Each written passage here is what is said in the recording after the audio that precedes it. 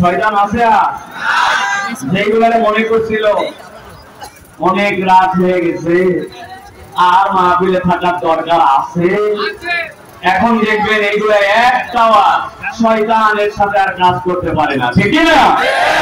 এই জন্য আমরা কুরআনুল কারীম থেকে অল্প একটু কথা শুনতে চাই। আল্লাহ রাব্বুল আলামিন যেই কথা শুনে দুনিয়া আখিরাতে আমাদের জন্য কল্যাণ দান করবেন, এরকম কিছু কথা আল্লাহ যেন শোনার তৌফিক দান করেন, আল্লাহুম্মা আমিন। আমি আপনাদের কাছে আজকে নিয়ত করছি সংক্ষিপ্ত ভাবে একটা প্রসঙ্গে কথা বলবো, তবে যে প্রসঙ্গে কথা বলবো এই প্রসঙ্গটা আমাদের জীবনের জন্য অত্যন্ত গুরুত্বপূর্ণ। আমি আপনাদের কাছে আর ভূমিকা না দিয়ে মূল কথার মধ্যে প্রবেশ করব। এই মনিটরটা ছেড়ে দিতে হবে, হ্যাঁ? এই বাম পাশে শব্দ আসতেছে, এটা একটু ঘুরাই দিতে হবে আমাকে। বাম পাশে এদিকে, হ্যাঁ ঘুরাই দেন, ওইটাও ঘুরাই দেন। আমরা যে প্রসঙ্গে আজকে কথা শুনবো অত্যন্ত গুরুত্বপূর্ণ একটি প্রসঙ্গ। সেটি হচ্ছে যে আমরা বিশ্বাস করি যে একদিন আমাদের এই দুনিয়ায় যে জীবন, আমাদের এই জীবন শেষ করে আমাদেরকে আল্লাহর কাছে ফিরতে হবে। বিশ্বাস করেই তো ঠান্ডা মাথায় বলেন, মানে আপনাকে জোরে করে চিৎকার করে সব কথা বলতে এরকম না, কিন্তু হৃদয় থেকে অনুভব করে বলেন যে আল্লাহর কাছে আমাদেরকে যে একদিন ফিরতে হবে, চাইলেও ফিরতে হবে, না চাইলেও ফিরতে হবে, ঠিক না? এখন আল্লাহর কাছে যখন বান্দা ওই দিবসে উত্থিত হবে, ওই দিন আল্লাহর সামনে যখন দাঁড়াবে, আল্লাহ রাব্বুল আলামিন এই বান্দাদের হিসাব নিকাশ করবেন। হিসাব নিকাশ করে তারপরে আল্লাহ রাব্বুল আলামিন বান্দাদের ডেস্টিনেশনে পাঠাবেন, বান্দাদেরকে আল্লাহ রাব্বুল আলামিন চূড়ান্ত তার গন্তব্যে প্রেরণ করবেন। এইটার প্রতি আমাদের ঈমান আছে তো ভাই? এইটার প্রতি ঈমান না থাকলে তো আমি মুমিনই না, আমি তো মুসলমানই না। তাহলে আমার এই বিশ্বাসটুকু আছে। আজকে আমরা মূলত যে বিষয়ের কথা শুনবো সেটি হচ্ছে ওই দিবস, যেই দিবসে আল্লাহর কাছে যাওয়ার পরে আমাদেরকে আল্লাহর সামনে হিসাবের মুখোমুখি হতে হবে। আল্লাহ কুরআনুল কারীমের মধ্যে অদ্ভুত ভাবে অনেকগুলো পরিচয় দিয়েছেন। সেই পরিচয়ের মধ্যে আল্লাহ বলছেন যে ওই দিন আমার সামনে আসার পরে ওই মানুষকে যখন বিচার করা হবে, বিচার হওয়ার পরে ওরা আল্লাহর কাছে আফসোসে কপাল চাপড়ায়, বুক চাপড়ায়, অস্থির হয়ে কতগুলি কথা বলবে। বুঝে থাকলে বলেন, কিয়ামতের দিবস কি হয়ে গেছে? একটু উত্তর দিতে হবে সবাই আস্তে করে। কিয়ামতের দিবস কি হয়ে গেছে? বিচার ফায়সালা কি হয়ে গেছে? না, বিচারও হয় নাই, কিয়ামতও হয় নাই, কিন্তু আল্লাহ রাব্বুল আলামিন কোরআনুল কারীমের মধ্যে জানাচ্ছেন বিচার হওয়ার পরে কতক শ্রেণীর মানুষ আল্লাহর সামনে আফসোস করতে শুরু করবে। কি মিরাকল, কবে বিচার, কবে ফায়সালা, কবে আফসোস? কিন্তু আল্লাহ কোরআনে সেটা জানাইছেন। মুফাসসিররা ব্যাখ্যা করছেন আল্লাহর নাম হচ্ছে জাতের আল্লাহ, কিন্তু আল্লাহ রাব্বুল আলামিনের সিফাতের অনেকগুলো নাম আছে, কিন্তু আল্লাহর সিফাতের নামসমূহের মধ্যে থেকে যেই নামটা আর রহমান, ওই নামটাও আল্লাহর জাতের স্থলাভিষিক্ত, এই নামটাও আল্লাহর জাতের মাকাম। সুবহানাল্লাহ। কি হিসেবে রহমান? জাতের মাকাম রহমান। আল্লাহ এই জন্য যে কিয়ামতের ভয়ঙ্কর দিবসে যে বিচার হবে, যে ফায়সালা হবে, ওই দিন বান্দাদের প্রশ্নের কারণে ওই দিন আটকায় যাবে, সেই কথা বলবে। আল্লাহ ওই কথাগুলোকে কোরআনুল কারীমের মধ্যে বিচারের দিবসের আগে, ফায়সালার আগে বান্দার কাছে জানাই দিয়ে রাখছেন, যাতে করে বান্দা পূর্ণ প্রস্তুতি নিয়ে আসতে পারে, একটা বান্দাও যেন জাহান্নামে না যায়। আল্লাহ এই জন্য প্রশ্ন আগে জানাইছেন, এই জন্য আল্লাহ হচ্ছেন রহমান। সুবহানাল্লাহ। প্রিয় ভাইয়েরা, আজকে আমরা মূলত হাসরের দিনে 5 শ্রেণীর মানুষ নির্ধারিত 5টা কারণে আল্লাহর কাছে আফসোস করবে। আমরা ওই দলের মধ্যে আল্লাহ না করবে যদি অন্তর্ভুক্ত হয়ে থাকি, আজকে কারেকশন করে নিব। আর যদি দোষ আমাদের মধ্যে এরকম দেখি, তাহলে সেখান থেকে বাঁচার জন্য পদক্ষেপ নেব। এইরকম হাসরের দিবসে আল্লাহর সামনে বান্দারা যে আফসোস করবে, ওই আফসোসকারীদের কারণ কি হবে আল্লাহ কোরআনে যেটা বলেছেন, এরকম 5টা বিষয় জানবো, শিখবো, আমলের নিয়ত করব, চলে যাব। রাজি আছেন ইনশাআল্লাহ? তাহলে আমরা আজকে কয়টা আফসোসের কারণ শুনবো? একসাথে বলতে হবে, কয়টা? হাতগুলা নিচে নামান। আমি যখন বলবো কয়টা, হাত তুলে একসাথে উত্তর দিতে হবে। 5টা। কয়টা? 5টা। আরেকবার, সবাই বলে নাই। কয়টা? 5টা। কয়টা? 5টা। মাশাআল্লাহ। অনেকেই চিন্তা করছেন হুজুর হাত তুলে তুলে বলার কারণ, এটার একটা কারণ আছে। আমাদের ওই যে বলছি আলোচনা শুরুতে অনেক ওয়াজ হয়, কিন্তু আমাদের ওয়াজ গুলা বাড়িতে যায় না। কালকে সকালবেলা যায় চায়ের দোকানে বলবে অনেক ওয়াজ এলাকায় হয়েছে, কিন্তু এরকম ফাটাফাটি বক্তা আসে না, ফাটায় ফেলছে। এখন পাশের লোক বলছে ভাই আমি গতকালকে যে কারণে হোক মাহফিলে আসতে পারি নাই, বক্তা কি ফাটালো? বলছে তা বলতে পারবো না, কিন্তু ফাটাইছে। এরকম গল্প আছে না ভাই? এই ফাটায় লাভ কি, যে ফাটানোর কারণ বলতে পারেন না? আমি আজকে আপনাদেরকে মুখস্থ করাই তারপরে বাজে। এই জন্য আজকের ওয়াজ বেশি দীর্ঘ হবে না। যদি আপনাদের কাছে আরো ঘন্টাখানিক বলি আপনাদের কষ্ট হবে ভাই? হবে আমি জানি, এত দূর বলবো না ইনশাআল্লাহ। আমরা দেখি ইনশাআল্লাহ টাইমের মধ্যে শেষ করে দিব। তাহলে পরকালের সেই দিবসের আফসোসের 5টা কারণ জানবো। ওইটার মধ্যে যেন আমি তালিকাভুক্ত না হয়, আল্লাহ যেন সেখান থেকে আমাকে বাঁচায়, ওই নিয়ত করে শুনে আমলে লাগিয়ে যাবো ইনশাআল্লাহ। এই যুবকেরা রাজি আছো সবাই? ইনশাআল্লাহ। চলেন তাহলে 1 নম্বরে আল্লাহ রাব্বুল আলামিন বলছেন কিয়ামতের ময়দানে বিচার ফয়সালা হওয়ার পরে এক শ্রেণী আল্লাহ রাব্বুল আলামিনের সামনে দাঁড়ায়া একটা কথা বলতে শুরু করবে আর আফসোস করতে শুরু করবে। আল্লাহ রাব্বুল আলামিন বলছেন সূরা আনামের ভিতরে নবীজি সাল্লাল্লাহু আলাইহি সাল্লামকে মুখাতাব করে বলছেন ওয়ালাউ তারা ইয ওয়াকিফু আলান নারি ফাকালু ইয়া লাইতানা فقالوا يا ليتنا نرد ولا نكذب بآيات ربنا ونكون من المؤمنين।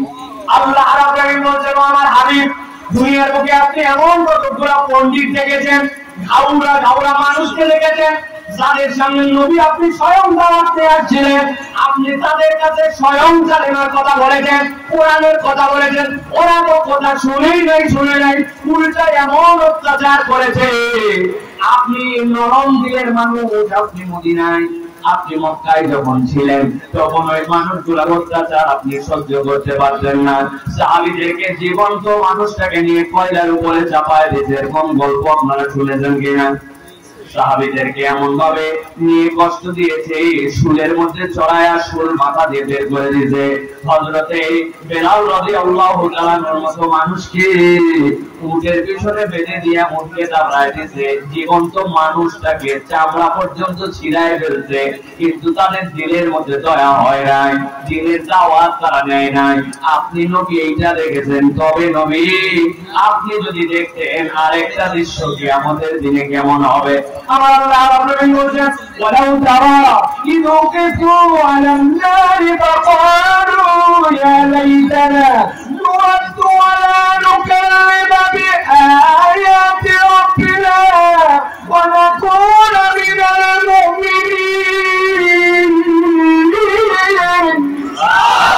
ওই মানুষগুলোকে আপনি দেখতেন আল্লাহ বিচার ফয়সালা করার পর তাদেরকে জাহান্নামের সামনে হাজির করে দিলেন, এখন তাদেরকে জাহান্নামের মধ্যে নিয়ে যাওয়া হবে। এই সময় ওই মানুষগুলোর মুখ দিয়ে কথা বের হয়ে যাবে, আল্লাহ বলতেছেন তারা বলতে শুরু করবে, ফাকালু সবাই মিলে বলতে শুরু করবে ইয়া লাইতানা, আমাদের আজকে বড় আফসোস। কেন তোমাদের আফসোস? কি কারণে তোমাদের আফসোস? তারা বলতে শুরু করবে নুরাদ্দু, যদি আমাদেরকে আর একবার দুনিয়াতে ফেরত পাঠানো হতো। এই ব্যাকফলের দল, তোরা তো দুনিয়া থেকে এখানে আসছিস, দীর্ঘ একটা সময় তো দুনিয়াতে ছিলি, তোরা তো জানতি দুনিয়া থেকে এই জায়গাতে আসতে হয়েছে, এইখান থেকে তো আর দুনিয়ায় ফেরত যাওয়ার সুযোগ নেই, তাইলে কেন আবার প্রত্যাশা করতেছিস যে আবার যদি দুনিয়ায় যেতে পারিস? তাও আবার জাহান্নামের সামনে দাঁড়ায়া তাদের মুখে তখন তারা বলতে শুরু করে ওয়ালা নুকাল্লিবা বিআয়াতি রাব্বিনা ওয়া নাকুনা মিনাল মুমিনিন। আজকে আমরা এমনি এমনি দুনিয়ায় ফেরত যেতে চাই না। দুনিয়ায় আমরা ফেরত যেতে চাই এই কারণে আজকে আসার পরে বুঝছি আযাব কি জিনিস, আল্লাহর সত্যটা কি জিনিস। একবার যদি আমরা এবার দুনিয়ায় ব্যাক করে যেতে পারতাম, আমরা প্রতিশ্রুতি দিচ্ছি আল্লাহর কোন আয়াত আর অস্বীকার করতাম না, আর আমরা প্রত্যেকে এক একজন সঠিক ঈমানদার হয়ে যেতাম। আমি এই গাজীপুরের চক্রবর্তীর মুসলমানের কাছে আওয়াজ করে শুনতে চাই, হাসরের ময়দান হয়ে যাওয়ার পরে, আল্লাহর বিচার হওয়ার পরে, ওই দিন যদি দুনিয়ায় ফেরত আসতে চাওয়া হয়, ওই দিনকে দুনিয়ায় ফেরত আসার কোন সুযোগ পাওয়া যাবে?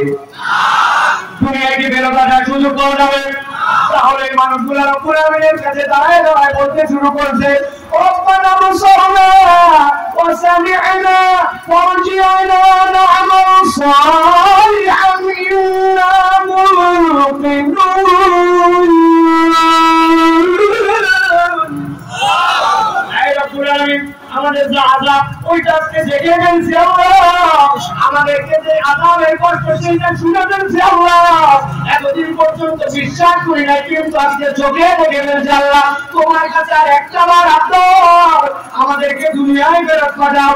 একবার যদি আমরা দুনিয়ায় ফেরত যেতাম, আমরা আর কোনো খারাপ কাজ করতাম না, আমরা ভালো কাজ করতাম, আর কেবলমাত্র ভালো কাজই করতাম না। ইন্না মুকিনুন, আমাদের বিশ্বাস দৃঢ় হয়ে গেছে রব্বুল আমিন ওই যে ওই ফয়সালার পরে আমাদেরকে দুনিয়ায় আরেকবার ফেরত পাঠাও, আফসোস করবে। আপনি আমি সবাই জানি ওই দিন যাওয়ার পরে আর ফেরত আসা যাবে না। আল্লাহ জানেন বান্দাকে ওই দিনের পরে আর ফেরত পাঠানো হবে না, কিন্তু আল্লাহ কোরআনে বান্দাকে জানাই দিচ্ছেন বান্দা ওই দিন যাওয়ার পরে কিন্তু আফসোসের কারণ হবে। দুনিয়াতে আমি যাইতে চাই কারণ আমি আর একটু নেক আমল করতে চাই, ওই দিন আসা যাবে না। কিন্তু আজকের দিনে আল্লাহ জানাই দিলেন ওই দিনের আফসোস যেন করতে না হয়, বান্দা এখন থেকেই তো আমলটা একটু বাড়ায় আনে। ঠিক না? সব বেড়ে গেল আমার জীবনে, একটু হিসাব নিলাম রে ভাই, হিসাব নিলাম। বাড়ির থেকে কতদিন আগে বের হয়ে আসছিলেন, গার্মেন্টসে কতদিন আগে চাকরি নিয়েছিলেন, আপনার আমার বয়সটা বাড়তে বাড়তে কত দূর চলে গেল। ওই যে যখন আমার বয়স 15 বছর ছিল তখনও আমার সুরা মুখস্থ ছিল 10টা, এখন আমার বয়স 40, এখনো আমার সুরা ওই 10টা। যখন আমি ছোট ছিলাম তখন আমি সানার অর্থ জানতাম না, তখন আমি দোয়াই কোনটা ঠিকঠাক মতো পারতাম না। এখন আমার চাকরি হয়েছে, বাকি হয়েছে, বাড়ি ভাড়া দেওয়ার মতো ক্যাপাবিলিটি হয়েছে, গ্রামে টাকা পাঠানোর মতো অবস্থা হয়েছে, সংসার হয়েছে, সব পারলো। কেবলমাত্র হিসাব করলে দেখা যায় আমার আমল আর পারে না। ছোটবেলায় জিজ্ঞাসা করতো ভাই এ নামাজ কয় রাকাত, আমাদেরকে বলছে আমরা বলছি 17 রাকাত। ঠিক না? কেমনে আগে 4 রাকাত নামাজ পড়ো, এরপরে এশা পড়ো, এরপরে সুন্নতে মুআক্কাদা 2 রাকাত পড়ো, এরপরে নফল পড়ো, এরপরে 3 রাকাত জিতের পড়ো, এরপরে আয়েশা সিদ্দিকা রাদিয়াল্লাহু তাআলা বসে বসে 2 রাকাত সালাত আদায় করতেন অথবা 2 রাকাত পড়তেন, ওইটাও পড়ার চেষ্টা করো। সবগুলা যোগ দিয়া এশার নামাজ ছিল 17 রাকাত, এখন সেটা কমতে কমতে হয়েছে 7 রাকাত। কারো কারো জীবনে হয়েছে কেবল 4 রাকাত, আবার কারো কারো জীবনে আছে এশার নামাজই না। এরকম লোক আছে নি ভাই? জুম্মার দিনে জুম্মা করার জন্য অস্থির, এরপরে আসর পড়ে নাই, মাগরিব পড়ে নাই, এশা পড়ে নাই, এরকম মুসলমান আছে? একটু আওয়াজ করে বলেন আছে নাকি? তারা এইরকম, আসলে তারা কিরকম মুসলমান একটু হিসাব করলে দেখবেন আমাদের থেকে পাগলামি জিন্দেগি এই দুনিয়ায় কেউ যাপন করতেছে না। হুজুর আমাদেরকে এত বড় কথা বললেন, পাগলামি জিন্দেগির ব্যাখ্যা কি? আমি ছোট্ট একটা গল্প বলি, দেখেন তো আপনার আমার জীবনের সাথে মিলে কিনা। বহু আগে বলছিলাম কুমিল্লার দিকে একটা পাগল ছিল, ওই পাগলের নাম হচ্ছে মুসনা পাগলা। কি পাগলা? কথা কি শুনতে পাচ্ছেন আপনারা ভাই? পাগলের নাম কি? পাগলের দোষ কি? কোনো দোষ নাই, সলিড পাগল, কাউরে জ্বালায় না, কাউরে ডিস্টার্ব করে না, কাউরে মারে না, শুধু একটা প্রেম আছে তার, ওই প্রেমের নাম হচ্ছে খালি বোতল। খালি বোতল তো ফাঁকা বোতল, যেটা ফাঁকা বোতল যেখানে মুসনা সেখানে এক লোক একটা বোতল কিনতে, পানি ড্রিঙ্কসের বোতল খাচ্ছে, এটার মুখের দিক টাকা আছে।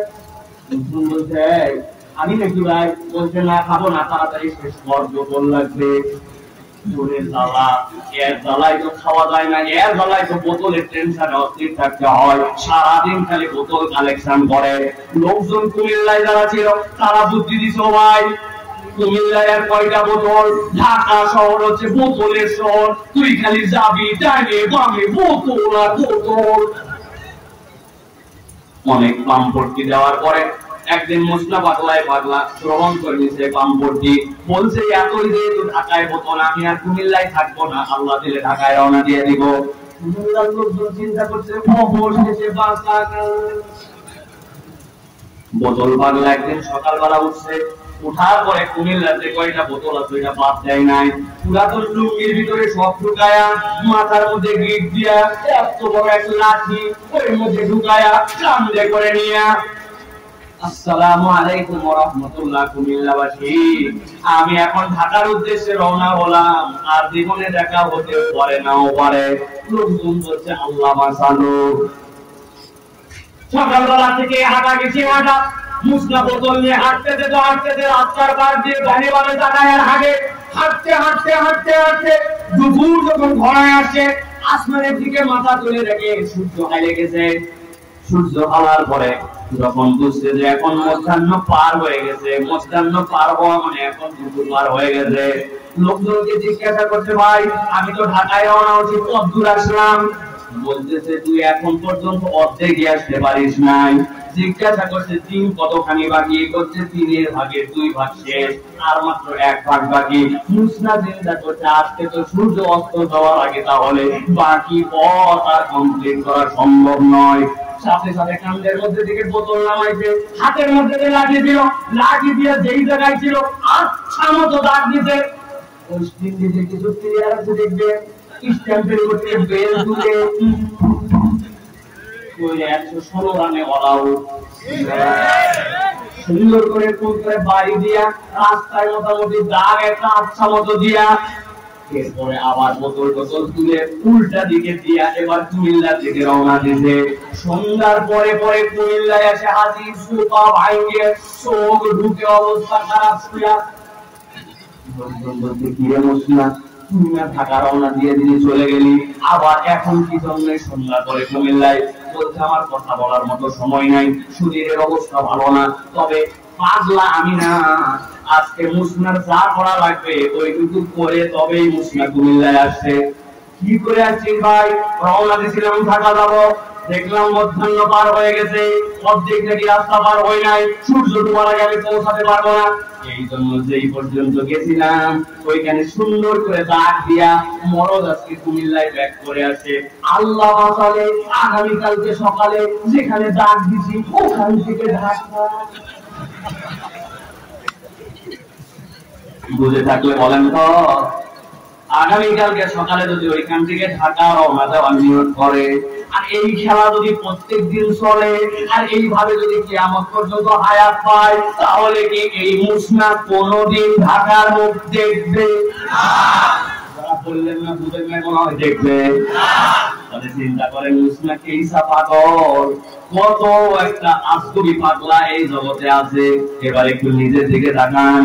আজকে জুমার দিন, আপনি জুমার নামাজের জন্য সকাল সকাল রওনা দিয়ে দিয়েছেন, গোসলও করছেন, সুন্দর জামা কাপড় পরছেন, আল্লাহর ঘরে গেছেন, খতিব সাহেবের বক্তব্য শুনছেন, দিল নরম হয়ে গেছে, জুমা করে এরপরে বাড়িতে চলে আসছেন। আপনি জান্নাতের দিকে কতখানি আগায় গেছেন, কিন্তু আসরের আদান হয়ে গেছে, আপনি আসরের নামাজে মসজিদে যান নাই, মাগরিব আপনাকে টানে নাই, এশা টানে নাই, আপনি ওয়াক্তে ফরজ বাদ দিয়েছেন, জুমার নামাজ কেবল ধরে রাখছেন, জুমার নামাজ পড়ে আপনি জান্নাতের দিকে কতখানি আগালেন, আর ওয়াক্ত পুরো বাদ দিয়া আপনি জাহান্নামের দিকে কত দূর গেলেন। বুকে হাত দিয়ে হিসাব মেলান, আসল পাগলা মুসলা না, মুসলার থেকে বড় পাগলা আমরা। আমার আল্লাহ রাব্বুল আলামিন বলেছেন, ربنا بصرنا وسمعنا فارجعنا نعمل صالحا إنا موقنون ওই দিন যাওয়ার পরে মানুষেরা বলল আল্লাহ সব থেকে গেছে, আল্লাহ সব বিশ্বাস হয়ে গেছে, চোখের সামনে সব হয়ে গেছে, আল্লাহ আমাকে একটু দুনিয়ায় ফেরত পাঠাও, আবার একটু আমল করতে চাই। আল্লাহ বলছে আমার আমলের গোলাম ওই দিন আর দুনিয়ায় ফেরত আসা যাবে না, কিন্তু আমার একটা বান্দাকে আমি জাহান্নামে দেখতে চাই না, আমি দেখতে চাই আমার বান্দারা জান্নাতের প্রতীক হোক। এই জন্য আমি অগ্রিম জানায় রাখলাম তুই মারা যায়, ওই দিন যাওয়ার পরে ফেরত আসা যাবে না, ঠিক না?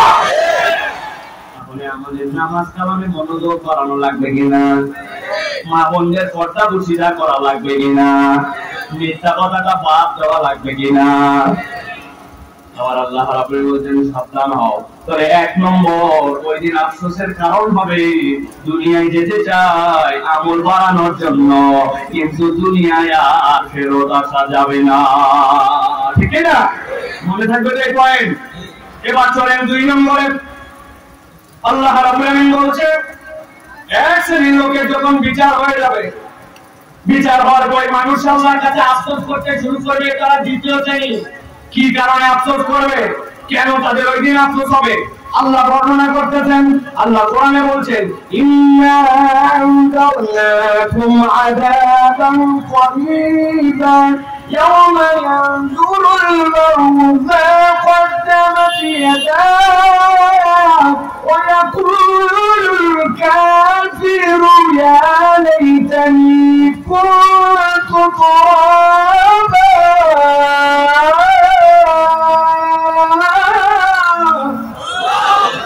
আল্লাহ বলছেন আল্লাহ সব মানুষগুলাকে, সব প্রাণীগুলাকে, সব সুরাকে আল্লাহর সামনে হাজির করে ফেলবেন।